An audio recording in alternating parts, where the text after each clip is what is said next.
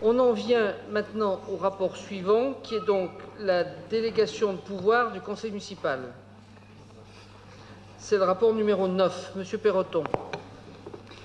Donc, rapport numéro 9, délégation de pouvoir du conseil municipal au maire en matière de gestion de la dette pour l'exercice 2016.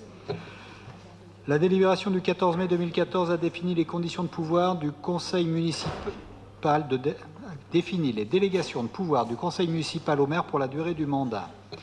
Dans son alinéa 3 relatif à la délégation en matière de gestion de la dette, cette délibération a prévu que le conseil municipal se prononce chaque année sur le champ de la délégation en matière de gestion de la dette.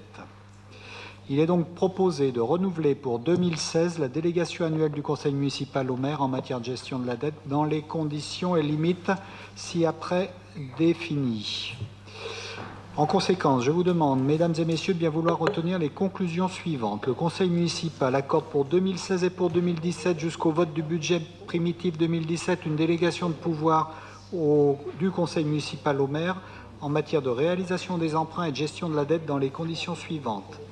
Le champ d'application de la délégation. Le conseil municipal donne délégation au maire jusqu'au vote du budget primitif 2017 pour contracter les financements pour la réalisation des investissements inscrits au budget 2016 dans la limite des crédits inscrits au budget, augmenter le cas échéant de 25% en cas d'autorisation de dépenses d'investissement en 2017 avant le vote du budget primitif 2017.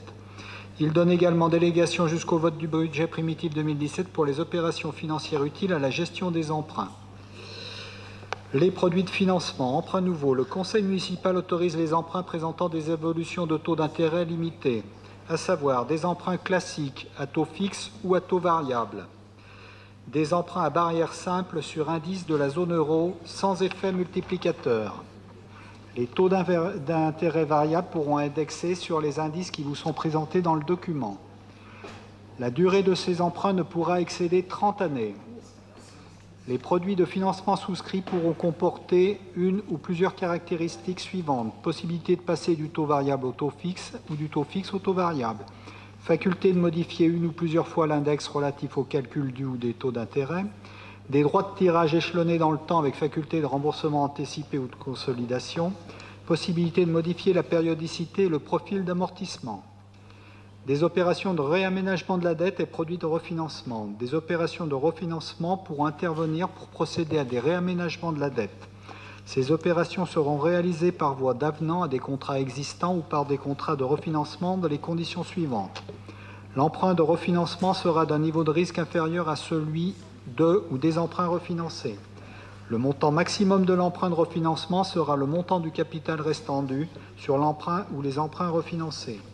La durée de l'emprunt de refinancement ne pourra excéder de plus d'un tiers la durée résiduelle du contrat refinancé ou la durée résiduelle moyenne des contrats refinancés.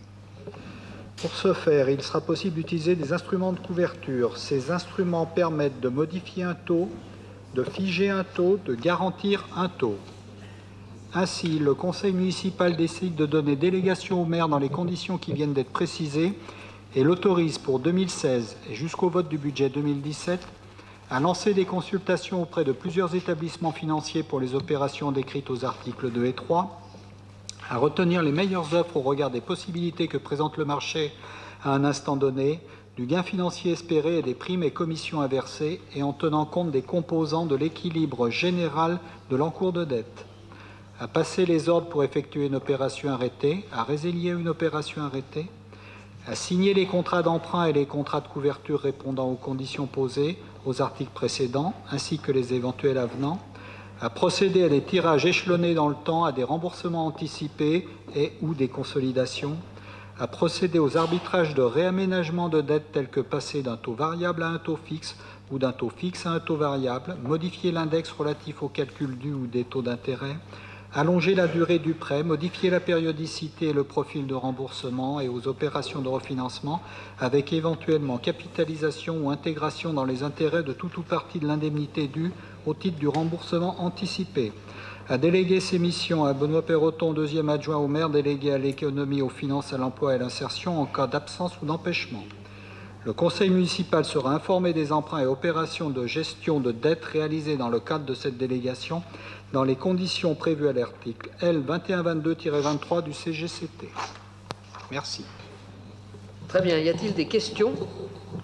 Des oppositions? Des abstentions? Je n'en vois pas. Le rapport est adopté.